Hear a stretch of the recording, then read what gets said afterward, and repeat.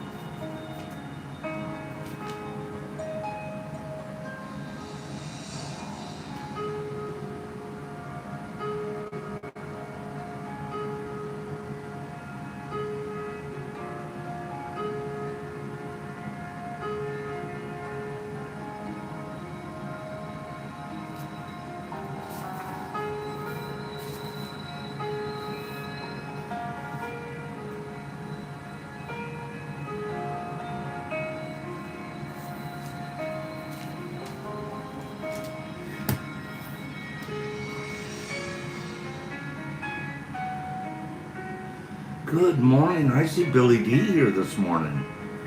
Good morning, Bill. So good to see you. Hope you're doing well. Joe and Glassick and Anthony and Laura, divine day to you. Queenie, good morning. Thank you for your wife and all her help for us. Nerdy, good morning. Billy, the Billy D. Mike Butterball. Good morning, Jesse. B. Hendricks, I can't agree with you more. Life is beautiful. It's also very cold. Life is very cold. Yeah. We have 60-mile-an-hour wind gusts here. And it feels polar. I feel like I'm on a polar ice cap. Good morning. Good morning to the Zamarons and Jimmy Max. Good morning, Nerdster. It's windy there too, Jesse. It's blowing pretty good and hard here. And it's cold. What a cold wind. It's a cold wind blowing. Good morning, Wazzy. I got a cute message from your daughter this morning. Or it might have been yesterday, and I read it this morning. Very sweet girl. Thank you. Gypsy, I read that. I read that it's cold in your area. Also Texas. From what I understand. Good morning, Free. How's the weather there? I heard Texas, down in the Herbie Von Werbika Broken Verbika Bop area, was looking pretty cold. Brisk. I would love a 46. Mark, I would love a 46. Mid-50s, you're baking in the sunshine over there. Good morning, nerds. Great package, thank you. I failed to bring it over here I'll open it. I've already opened it, but I'll show everybody tomorrow morning what's in it. Okay? I really appreciate you and sending me medicine. Thank you. Pacer's gutters blew off. Whoa. That's not a good one. That's not a good one. Good morning. Nurse, showing off that she has a fire going. Showing off.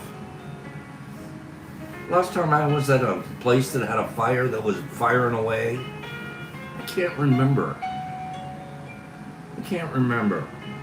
I love that though. That and a bearskin rug. Gotta have a bearskin rug in front of the fireplace. Right, Kim? It's cold. Cold, I tell ya. Cold. I'm a little tiny bit jealous of Nerd's situation.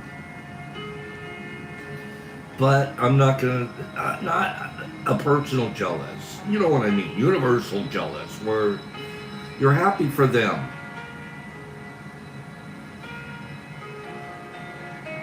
Everybody's cold. Am I right? We're all freezing. Freezing, I tell ya.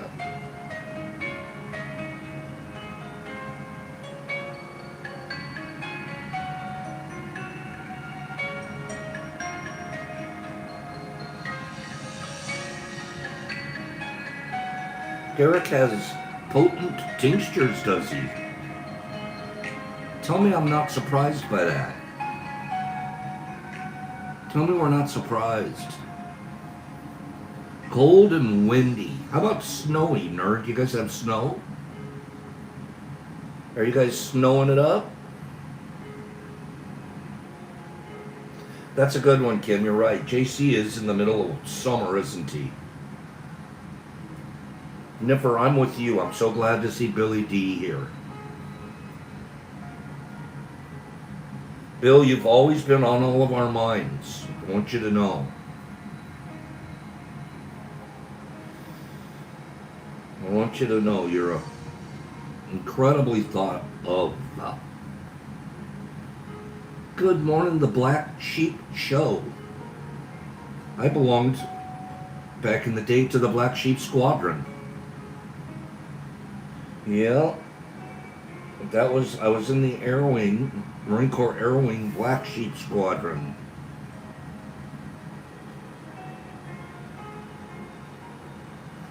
It came out strong, so leave it dominant. You mean sativa. I know that. I know what you meant.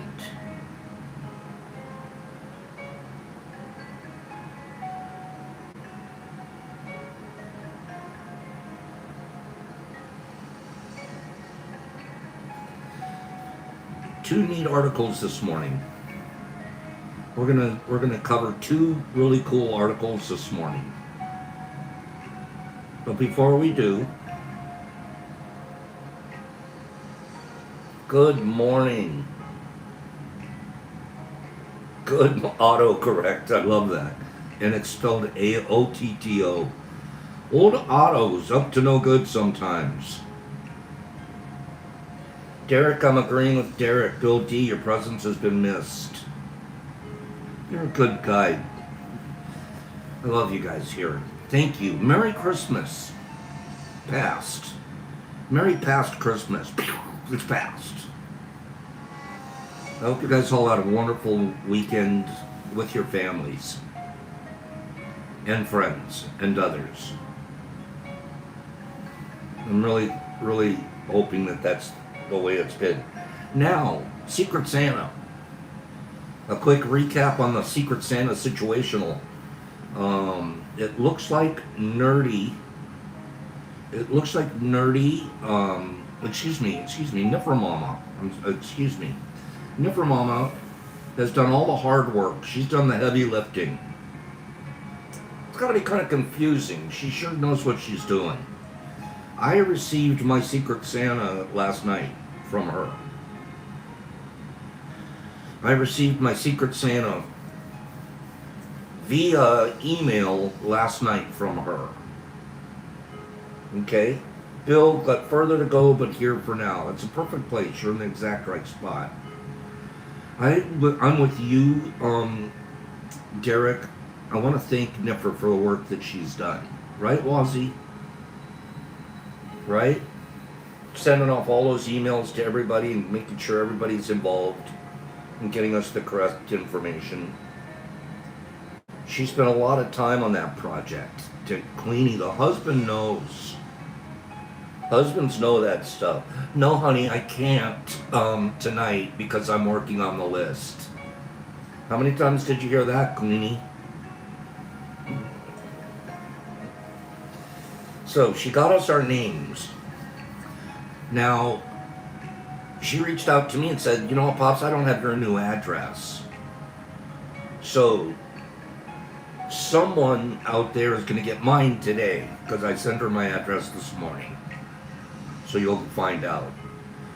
I have the oldest fruit cake I've ever seen. Let me just put it this way. 1988. 1988. So what is that? 12 and 24? That's 36 years.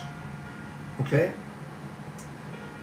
The fruit cake that I'm sending out as my secret Santa is 37. Thank you, Paige. 37 years old. Okay?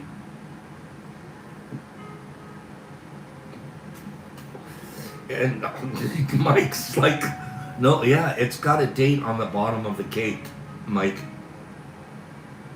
Okay? Well, Mr. Phillips was 2 when this cake was born.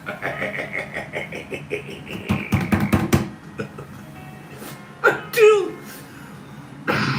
Paige, that's how old I am. Nerdy. Excuse me, please, you guys don't make me laugh. That fruitcake has 2 divorces and a bankruptcy.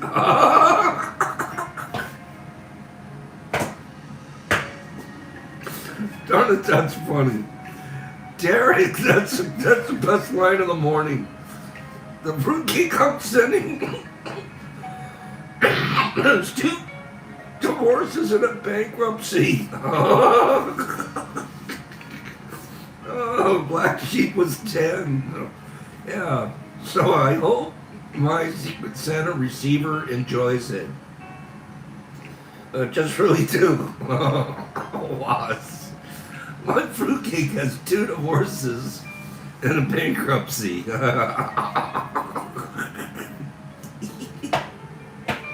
Oh no. Derek, that was a really good one. Oh, yes, it was. Wait. Must wipe my eyes. That's funny. 1988. So, you'll know it when you get it. It looks like 1988 too. You'll know. You won't even have to read the tag when you open up the box from Paparoo. You'll see.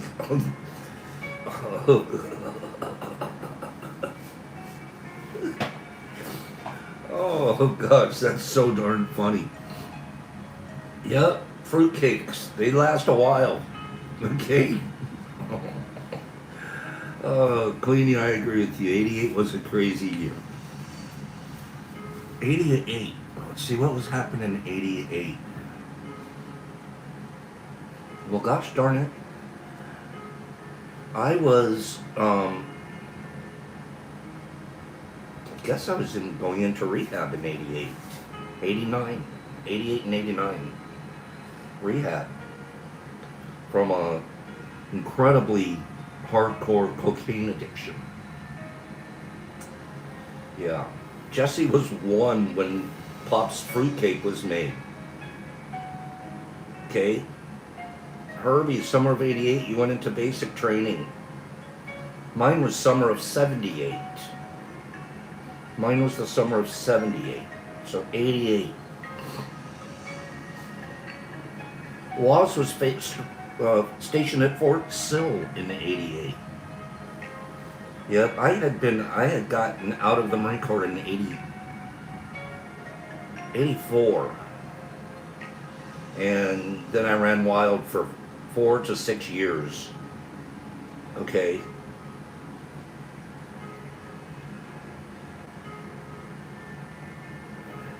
Queenie's 88 was the hardest summer he ever partied. Kim was in junior high school. She'd probably have been adorable. Bubblegum, I was in the Pillow Fort in 88. Yeah, I get it. Remember how fun Pillow Forts were? Pillow Forts. We had a brother in Bragg. Nurs almost joined the Air Force in 78.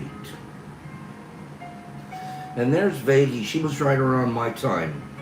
She graduated in 87. I graduated in 76 from high school. And then Vaggie had 3 tough years in there. Hags, Moms and you got married the same year the fruitcake was made. Okay? Kimberly had a mullet. Oh, God. That's lovely. Kim, don't admit it. Great job, you guys. Hilarious. 2 divorces and a bankruptcy. That's great. Nurs, all you had to do was be the secretary of the platoon, and you just keep track of your own shot record. Don't really get them. Just click off that you got one. 20. I think there were 18 we were supposed to get. Got it. Got it. Got it. Got it. That's what I did. Psychedelic microdosing can temporarily boost your mood. Give me a basic idea. We're coming close to the end of the year here. Change. We're going to change this coming year. We're going to make all these resolutions and we're going to change. How many people in the year 2025 microdosed at least once? 2025. You microdosed at least once. Give me a show of hands. How many people? Cleany did. Herbie did. You microdosed at least once. Okay?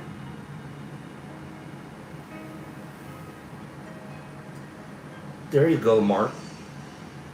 We got a lot of microdosers here.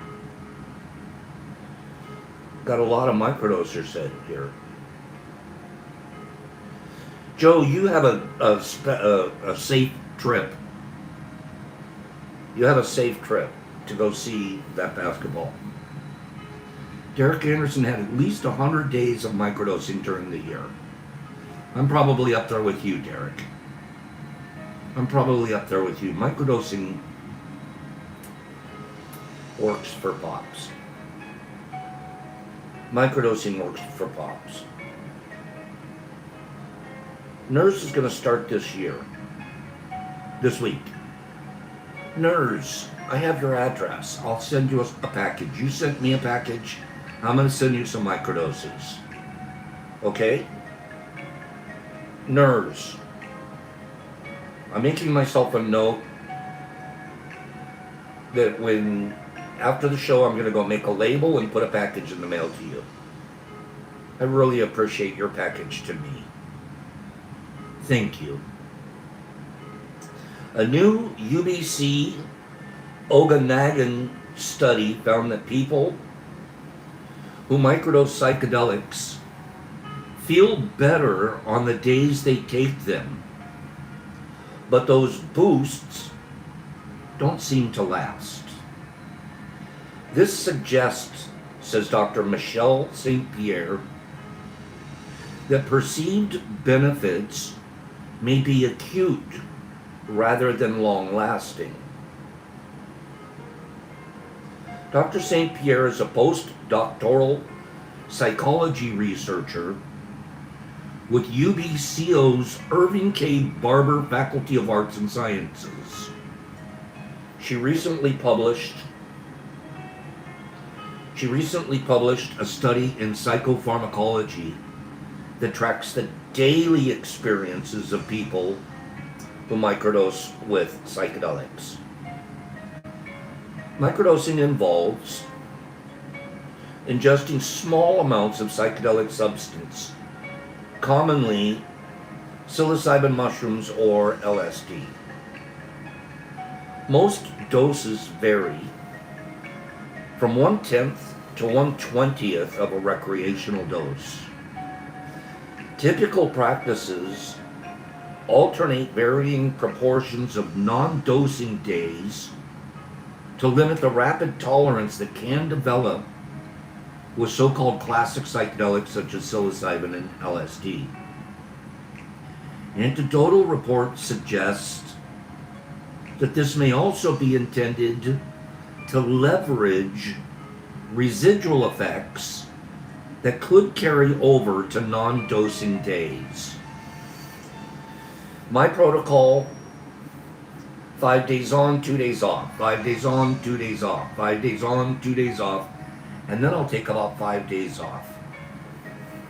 5, 6, 7 even. I'll take a whole week. Listen to some of this. While interest in microdosing has grown rapidly, she notes that scientific research has only emerged over the past 15 years. This means popular use has outpaced the scientific support to back it up. Using data from the Microdose Me project, which is the world's largest international daily diary study of real-world microdosing, Dr. St. Pierre says the findings show people tend to feel more connected, creative, focused, and productive on the days they microdose, as well as they have an increased feeling of well-being and contemplation. However, these effects didn't appear to persist on non-dosing days. This is interesting. I haven't paid enough attention to my body to know on my 2 days off in my protocol, am I feeling different than the 5 on? And I think it takes a level of journaling. Let's read further. What they do in this program is they check on the people every single day. They get a report for how they're feeling, a group of feeling things. And you're reporting on your dosing day and your non-dosing day. And they've put all of this information, all of this data together. Okay? Corey, you feel them a little too much. So, microdosing appears to lift mood and mental functioning on the days it's practiced, but not necessarily beyond that, she adds. Yeah, I'm with you, Bubblegum. Journaling takes a discipline. I'm a very disciplined guy in a lot of areas of my life, but I've never been a journal or diary guy, and I know that it's valuable. So I'm going to have to probably break through that wall and get out my notebook and get out a pen. What's a couple of 3, 4, or 5 minutes a day to write down my observations. It should be.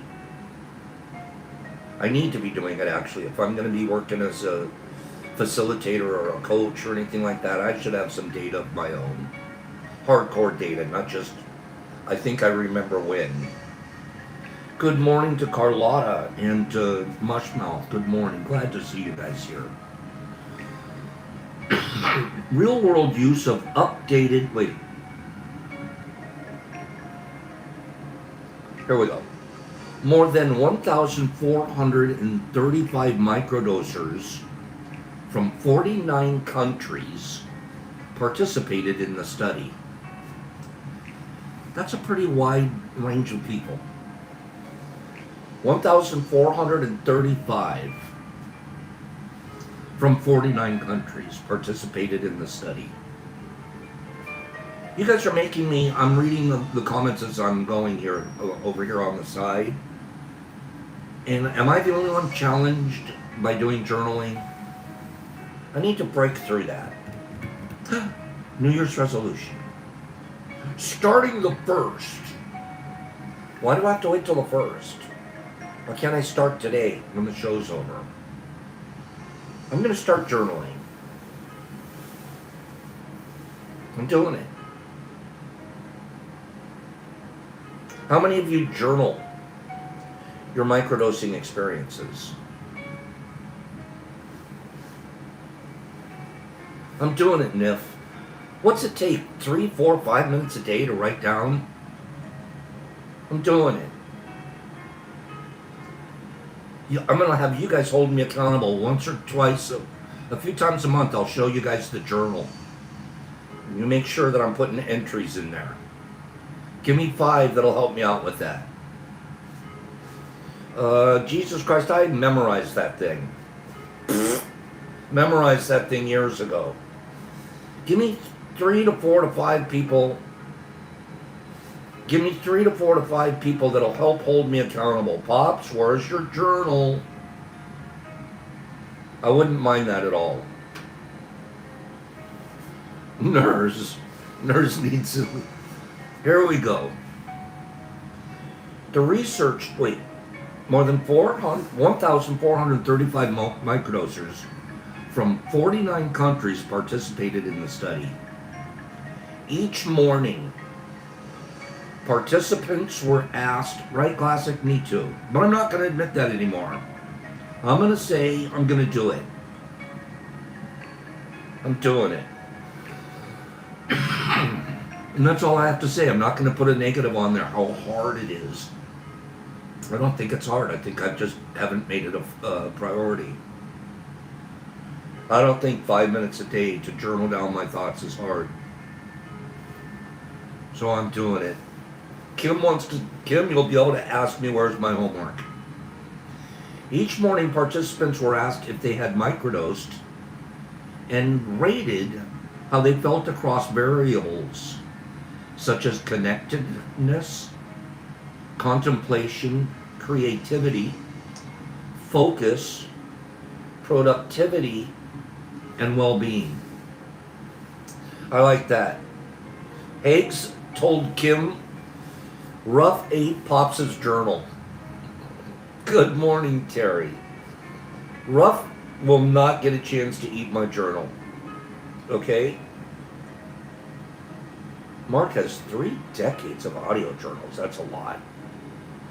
The research team also examined whether these day-level effects varied across factors such as gender, mental health history, the substance being microdosed, and whether participants had previously taken larger doses of psychedelics.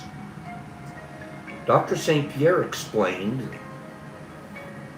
that the results were consistent across nearly all groups. The only meaningful difference we observed was among people with a history of taking larger psychedelic doses, who showed a slightly higher microdosing day increase in creativity. So if you've been a large dose user and you've sprinkled in the microdosing, you've probably reported on your microdosing day a higher level of creativity than the non-large dosers. This pattern aligns with emerging evidence that full-dose psychedelic experiences may enhance creativity. One interpretation of the data, Dr. St. Pierre notes, is that microdosing could reactivate or build upon these prior effects, though this idea still remains speculative. We need further research designed specifically to to test. Higgs, I get you. We need further research designed specifically to test whether microdosing can amplify or extend the impacts of larger dose psychedelic experiences. Overall, the study adds daily level precision to a growing body of research that suggests microdosing may enhance well-being and cognitive performance, although in a short-term, day-to-day specific way. While the results are an extension of earlier work, Dr. St. Pierre says this remains an observational study, and further research is needed to separate expectation effects from genuine pharmacological changes.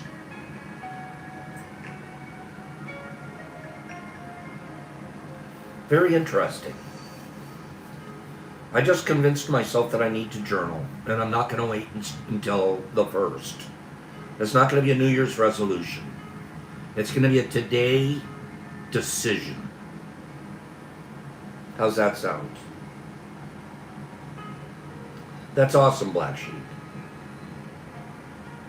That's awesome. It helps a lot with addictions like smoking.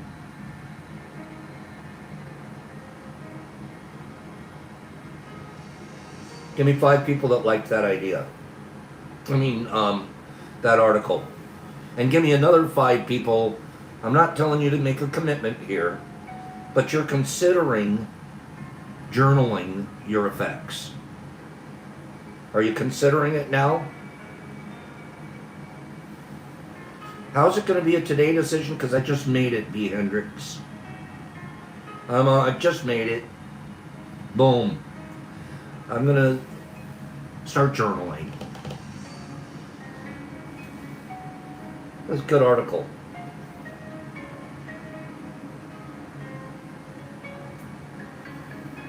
Florian brand had no interest in medicine. No. Wrong article. Give me a different one. Here we go.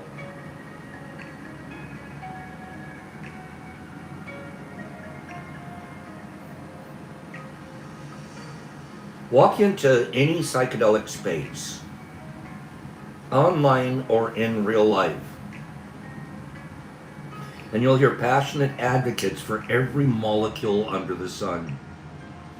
Psilocybin purists,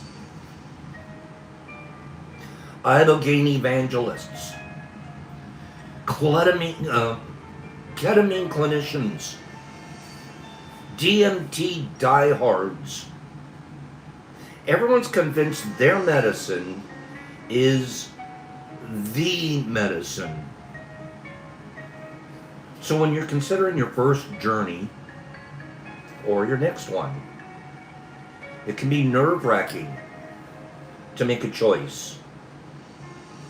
So we asked our network of psychedelic practitioners, how do I decide which psychedelic medicine is right for me? It's a good question, isn't it? How do I decide which of these psychedelic medicines is best for me? I've already told you guys here I am avoiding personally LSD. It's a personal choice because I don't know the source.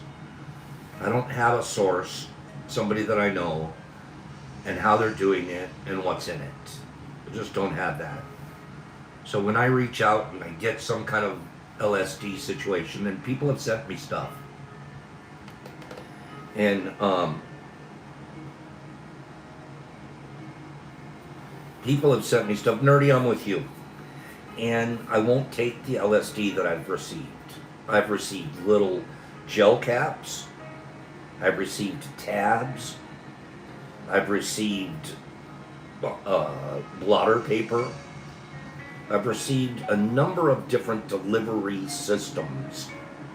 And people mean the right thing by sending it to me in a gift form.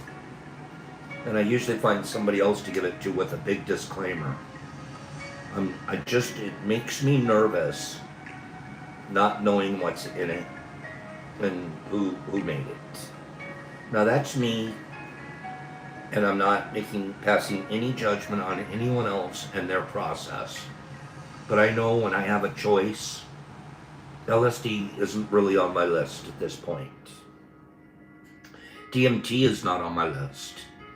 DMT still scares me. The idea of going to another planet for 10 minutes, that's not what I'm looking for my plant medicine effects to be.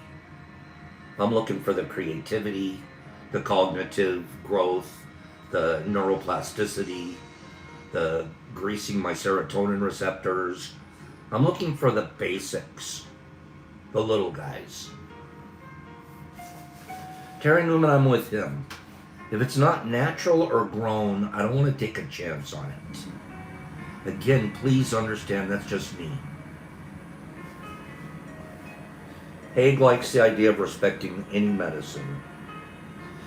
Headbuster, we know that, but there's only anyways. Your body knows. Left-brained people, this may hurt. Many of our guides are begging you to trust your intuition instead of intellectualizing the decision. Angela Balboa puts it simply, I personally believe that the medicine that you are intuitively called to is right for you. When you feel a full yes in your body, that is a great signal. My body intuitively knows that psilocybin is the right thing for me. Started microdosing about 4 years ago.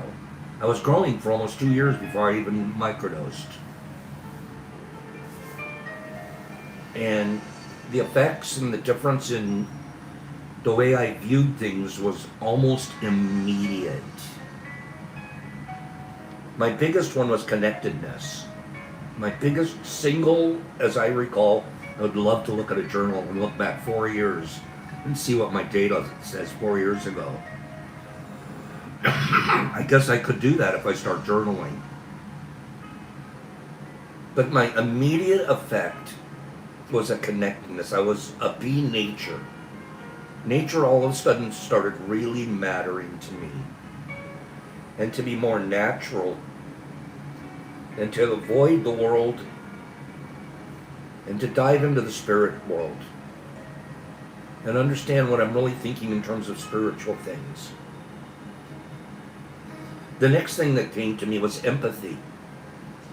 My first 6 months of microdosing, I cried in the mornings. I would cry an hour or two after ingesting 200 milligrams, 0.2 of a gram. Literally, not a cry like a weeping sadness, but it's just like these tears. I don't even know if they were of joy. I would just cry. Tears would come out of my eyes. My eyes started working. The tear ducts started flowing. My emotional connectedness was so vastly increased. Avery Calora suggests paying attention to your nervous system's response. That's what the crying was. My nervous system was showing a response. Your body usually knows before your mind does. Notice what brings an exhale and what brings tension. The right medicine at the right dose is the one your nervous system feels safe enough to meet. Mary Decker echoes the somatic approach. Somatic, it has to do with the nervous system. Pay attention to your nervous system. Alignment often feels calm, grounded, and clear rather than rushed or pressured. Clara McKinley agrees. It's less about choosing the right medicine and more about listening to what you feel drawn to. Don't make the decision alone. Intuition will take you far, but nearly every practitioner stressed the importance of working with someone who knows the medicine and your personal situation. Jonathan Schechter is blunt. The important thing is to not decide alone. See, we like that. We're a bunch of loners here. I don't need anybody to tell me. I don't need anybody to guide me. I got this. I got this. You do. There's no discounting that. But can you imagine experienced hand involved as well, especially early on? As much as I don't want to be reliant on another person, it's the same thing as if I was trying to be a martial artist. I need the sensei. I need the guy with the 5 black belts to tell me my moves, to tell me what I'm doing wrong. Do I have the cobra correct? We need coaching. Coaching's not a bad thing. We tend to avoid it in this community. I got this. The important thing is to not decide alone. HB says, if you're the smartest person in the room, it's time to change rooms. The right facilitator will work with you to help determine both the medicine and the dosage based on your nervous system, history, and current life context. Summer McCool recommends working with a qualified trauma-informed psychedelic integration specialist or a licensed therapist trained in psychedelic assisted care.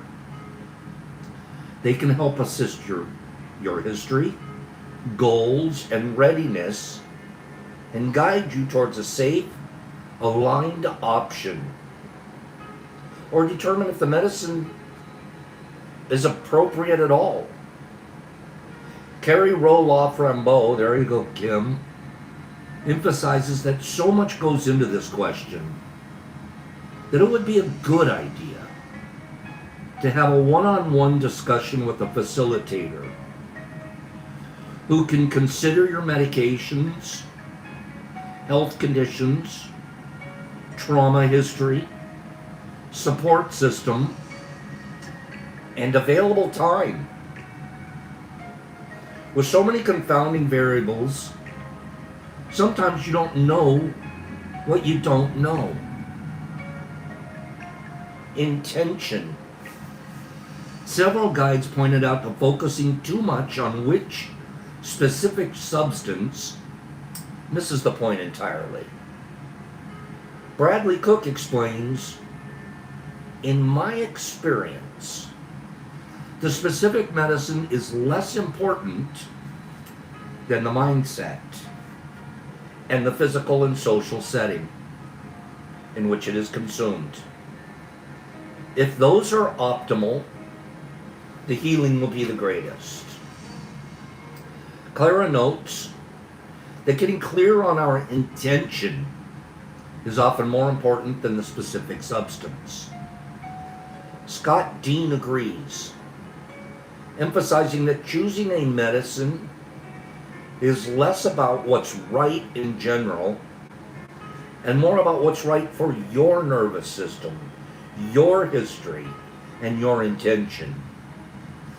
Wallace Murray reframes the question completely. We start by not asking which medicine, but we ask, what are you trying to heal? And what risks can you not afford to take? What are you trying to heal? And what risks can you not afford to take? Right on cue, Ben Askins delivers the most provocative take. Stop shopping for enlightenment like it's on aisle 5. Don't pick the molecule. Let it pick you. Can we all agree now that there's no best medicine? And anyone telling you otherwise is probably selling something. That said, different medicines do have different strengths. Psilocybin has the most robust research for depression. Psilocybin, depression. Ibogaine has shown the most promise for addictions. Ayahuasca often catalyzes a sense of nature connectedness. LSD has a reputation for creative breakthroughs. And DMT tends towards ego dissolution and spiritual experiences. These are definitely oversimplifications, and there are plenty of exceptions, but they're useful starting points. It couldn't hurt to match your intention to a medicine that's been shown to help with that kind of work, right? And if you're paralyzed by fear of missing out with all the possibilities, remember there's always next time. That's a really good article.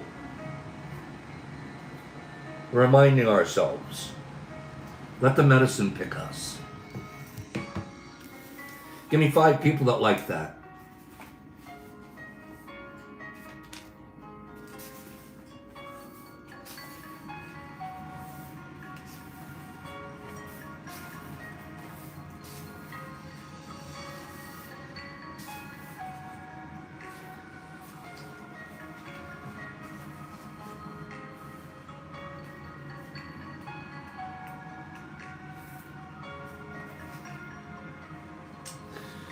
With this new year, we always think that there's going to be a new year.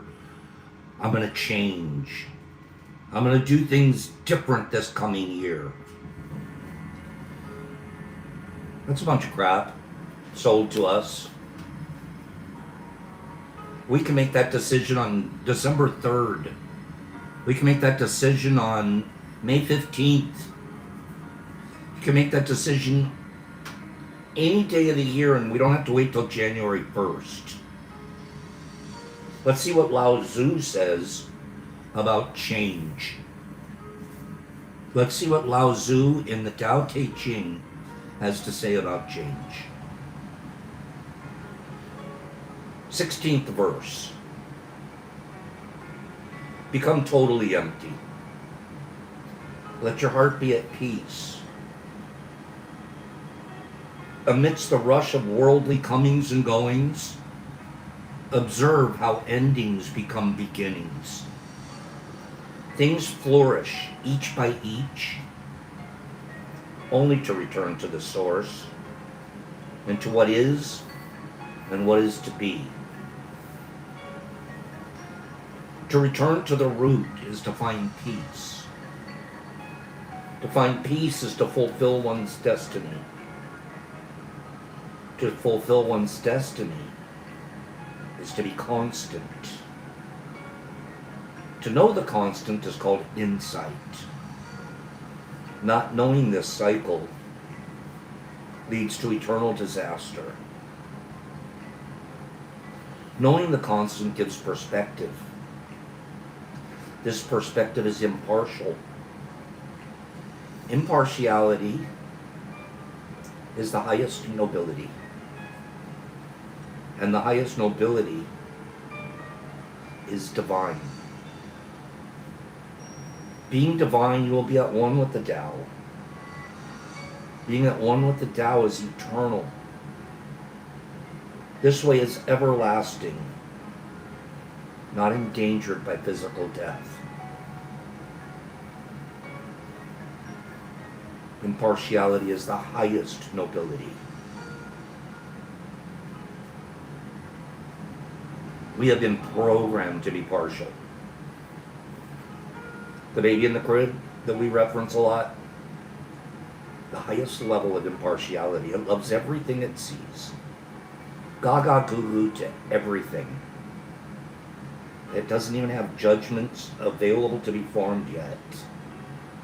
Impartiality is the highest nobility. And the highest nobility is divine. The 16th verse of the Tao Te Ching describes the value of being supremely conscious of the constant cycle of all. Rather than viewing change as a disruptive, unwanted occurrence, you can choose to view the variances in your world as valuable influences in the cycle of a Tao-centered existence. When you see change as the only constant there really is, you start to recognize it as an expression of ongoing life. That's a welcome clue to your own purpose in making. So many of us are afraid of change. We don't do change. I wish we have a perfect example here that happened to us as a group. All of a sudden, YouTube changed all of our screen names. I'm freaking out. I don't like that new name. I don't know who so-and-so is. And I would say 90% of us all were like, I don't like that. That was just a tiny little example. We live with the I don't like change. The Tao is not anti-change. It's the exact opposite. It's the exact opposite. When you see change as the only constant there really is. My seasons are changing. My leaves fell out of the tree. There are going to be new leaves next year on my trees. I look out in nature and I look at the divine, and the divine is a constant source of change. Are there things about you that you want to change? Align yourself with the Tao. It's easy to do. There's still things about me I need to change. One of them is being averse to writing in a journal. I'm going to change that.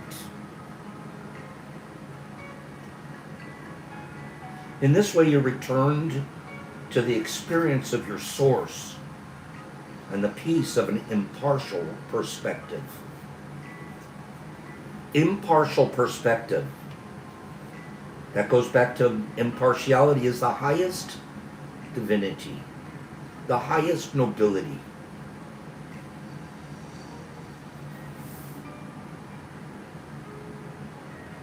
An impartial perspective brings us pure peace. The people shooting bombs and guns and putting fences between them, they're not impartial. They're very partial to their side of the fence, to their system of beliefs. Anyone that doesn't believe that is wrong, and I could take it all the way to we should kill them. How do we bring peace? By bringing impartiality.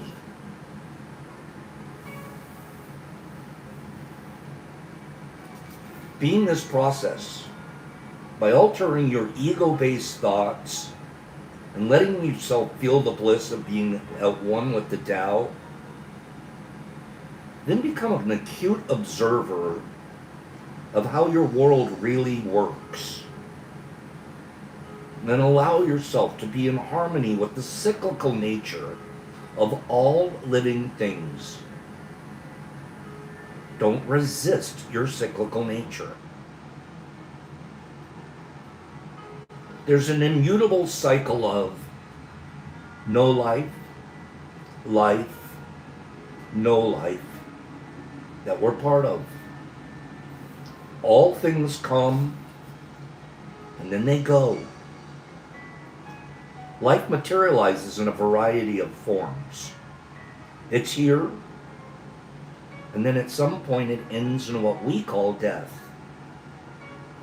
This coming and going might seem to be a temporary condition, but it's actually the ultimate constant because it never ceases. Embrace this nature of cyclical change and you will thrive. An ending may feel like a reason to mourn, whether it be the closing of a phase of your life, the completion of a project, the termination of a relationship, or death itself. But Lao Tzu invites you to realize that after things flourish, they return to the source, to what is and what is to be. The constancy of the cycles of life is an opportunity to return to your root, where what is and what is to be are located. The ultimate place of peace and enlightenment is in this continuous return to the nameless, placeless site of your origination.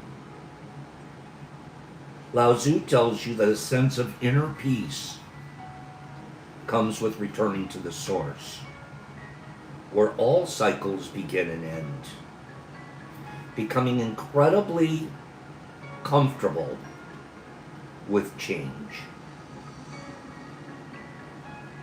The exact opposite of how we were raised and preached at. Be an acute observer of nature. Constant change. So are you.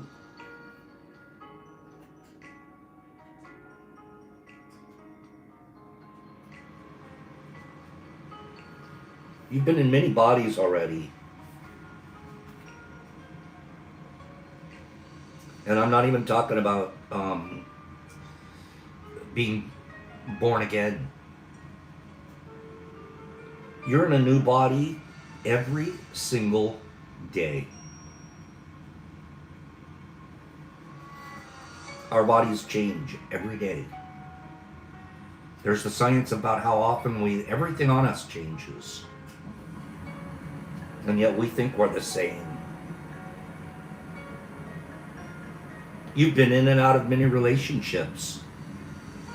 Yet the eternal you survives despite transitions from beginning back into the endings.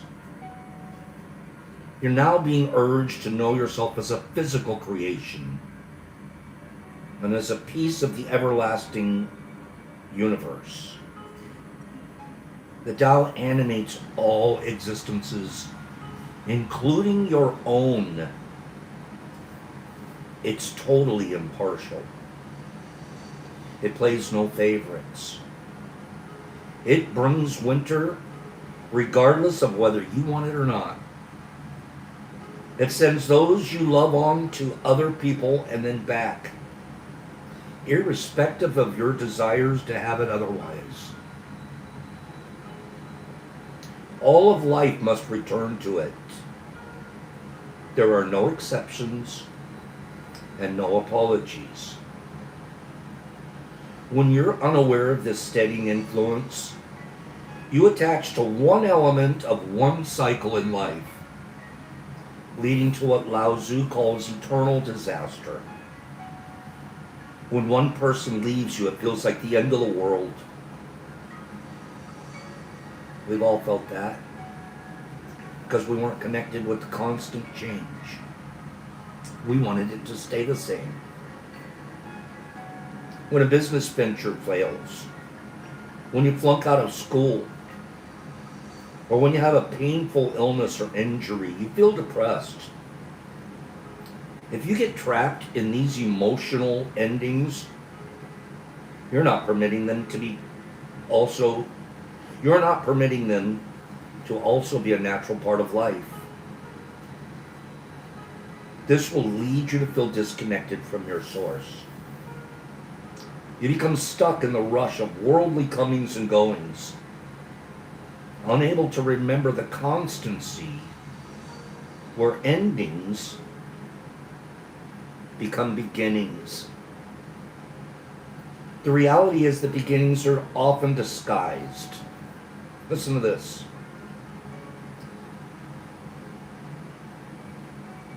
Beginnings are often disguised as painful endings.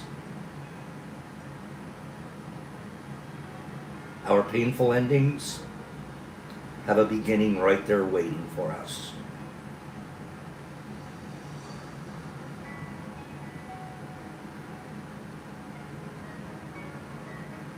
So when you know there's a constant beyond the present moment's disappointment, you can sense that this too shall pass.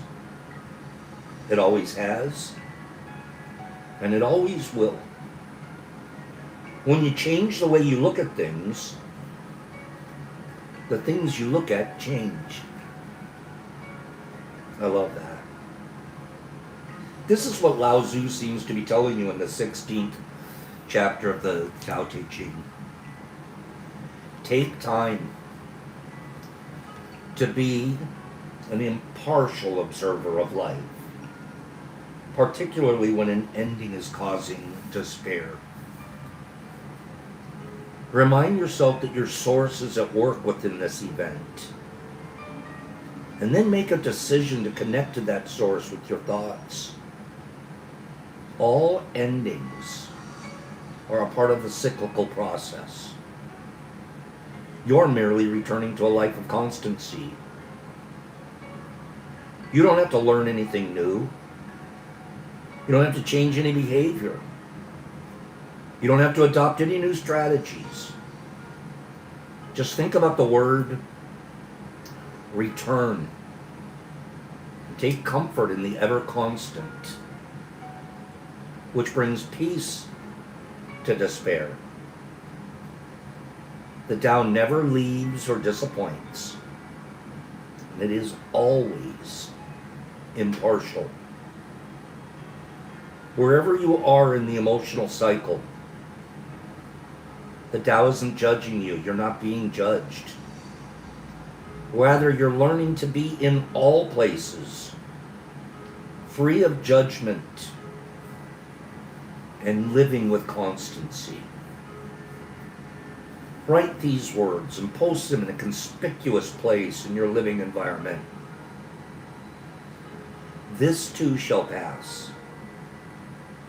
This phrase reminds you that change is actually the only constant in life.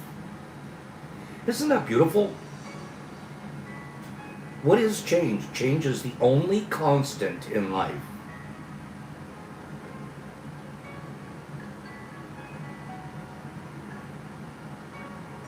Everything you notice is in cycle of coming and going. Everything. There are no exceptions. Know this and let your thoughts flow in the constancy of change. This is the root, the source of all cyclical happenings. It is perfect. It is divine. It's something you can totally rely on. It brings spring flowers. It brings the aging process. It brings rebirth. It brings new relationships.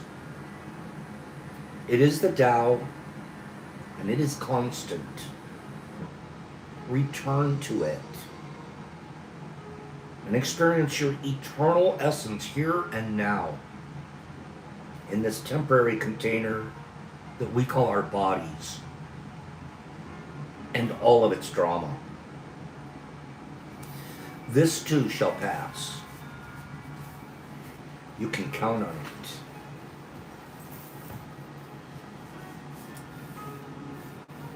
so much wisdom. So much wisdom. I'm thinking of my journal right now, the one I can't wait to get started all of a sudden. Every day I get to turn a page.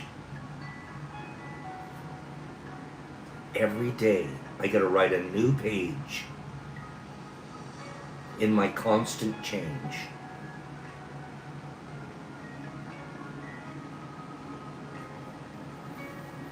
Give me 5 people that liked today's verse, the 16th verse of the Tao Te Ching.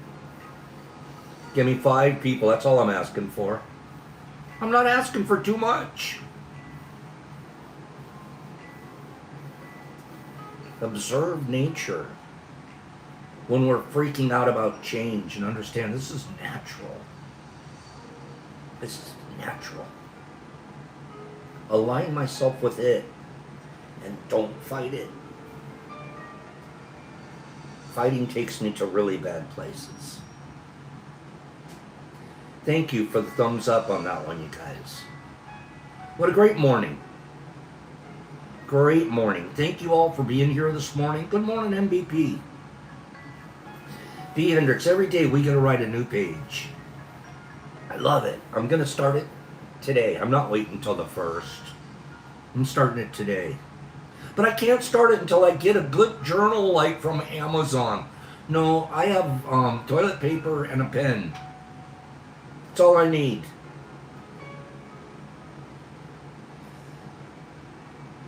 That's all I need. 5 years from now, 8 rolls of toilet paper. No, I'll get a journal too. But I can start it today without the journal by writing. I have paper somewhere in my house and I have pens here too. Excuses are too easy to make, right, Derek Anderson? Then it'll just put me off doing it. I'm excited. Shroom diggers calling my toilet paper rolls scrolls. I love you guys. Thank you for being here today. I love you guys from the bottom of my heart. I love what we do here every morning. Okay? I love what we do. And I appreciate you guys. These are not just words. They're not just platitudes. I wish you guys could see how much of a change you've made in my life. And we're cyclical here too. We see some people, we don't see them for a while, and then they come back, and then they come back, and then or they're off onto another cycle of their life. We just want to be here for a few of the cycles. And we just want to extend a hand of goodness, kindness, sharing, and impartiality. It is so huge. This is my new, like this last month, all the messages I'm receiving are get rid of any judgment. Get rid of that crap. Everybody is perfect just the way they are in their cycle today.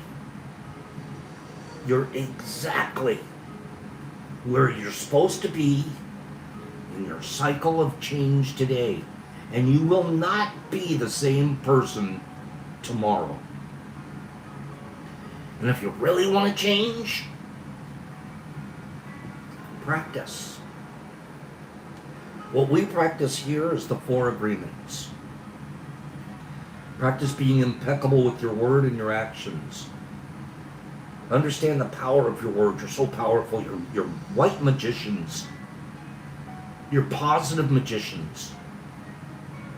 You can bring so much goodness to the people around you and your world at large if you're being impeccable. If the words that come out of your mouth are good and they're kind and they're not judgmental and they're impartial. Impeccability is impartial. I don't get to decide. I give a bigger slice to this guy because I like the way his nose looks.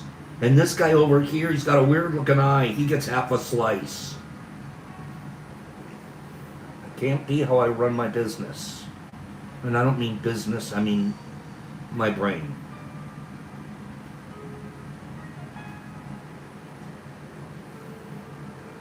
Be impeccable. Don't take things personally. The things that happen are normal. The Tao is in a constant state of change. Have no expectations except that. Expect that the world will continue to change. So will you. And then do your best. And we'll close it out with this. Anybody got a fruitcake? Anybody have a fruitcake older than 1988? If you have a fruitcake older than 1988, it's seen some changes. Just like Derek's fruitcake from 1988 has gone through 2 divorces and a bankruptcy. Even fruitcakes change. Have a great day, you guys. Have a wonderful, wonderful day. I'll see you guys here tomorrow. Same much time, same much channel. Love you from the bottom of my heart. Scrolling out. Here we go. MVP, it was so nice to see you here. Lotta, same thing. Love you, Lotta. Mike Barabal. Cleanie. There's my cleanster. Jesus Christ in Australia. Nipper and Jefferson and Phantom Weight. The Black Sheep Show. Be the change you want to see. Anthony T. Kimberly. HB and Phantom Weight and Herbs. And Mike Barabal and Christopher Larson. Good morning, Christopher. Terry Newman, one of my guys. Derek Anderson and HB. Jesus Christ and HB. Mushmouth. Hags. I love you, Haggy. Peace, Pops, and everyone have a great day. A new year's coming around the corner. It's on the cycle. Derek Anderson, Billy D. Great to see you here this morning, Billy. Carney the Carnivorous Carnivorton. Gotcha there, Mark. I'm reading you. Herbie Von Wervika Broken Furby. We could use the fruitcake. Never mind. I'm not going there. Vaggie, have a wonderful day. Love you. Cleanie. Black Sheep. The Wizzy Wazzy Wazerton. What lasts longer, Wazzy wants to know? A fruitcake or a Twinkie? Gosh darn, that's a good question. Maybe we can talk about that tomorrow. Trenty the Trenty Trenterson. Hags, you're never going to be old. You're young like me. We're young. Christopher Larson, Mike Barball, Shroom Digger. There he is. My fruitcake. Kim. Oh, Mr. Phillips, Sammy P, Mark and Jesus and Pidgey Page, Phantom Weight and JC and B Hendricks. MVP Laura, have a divine day. Terry Newman, thank you. Love you. Christopher Larson, Canito, I'm glad you made it here today. Thank you. Sammy P and Derek Anderson. Black Sheep, glad to meet him. Billy D, Jesus Christ. Kimberly. Mushy. Greeny, there's my Green Table Gardens. Aaron and Mike. Marky Z, Sammy P. HB. HB, they have a show at 9 Eastern time tonight. They are going to be talking about their first psychedelic experiences. Tune in and tune out. Divine Laura, have a divine day. Mike Barabal, Jesus Christ, HB. Black Sheepy, Marky Z, Mike Barabal, and Aaron. Aaron, the show is on YouTube, and it's called... Remind us what it's called, you guys. Remind us, it's called The Mystic Journey. No, The Mystic Journey Church. Help me out. I feel bad for not remembering. Mystic Journeys. There it is. At Mystic Journeys Church. At Mystic Journeys Church. 9 p.m. Eastern Standard Time. Go check it out. Pops, peace, love each other, your neighbors, your family, the planet. Love it all. Know it's going to change, but it's supposed to. Pops out.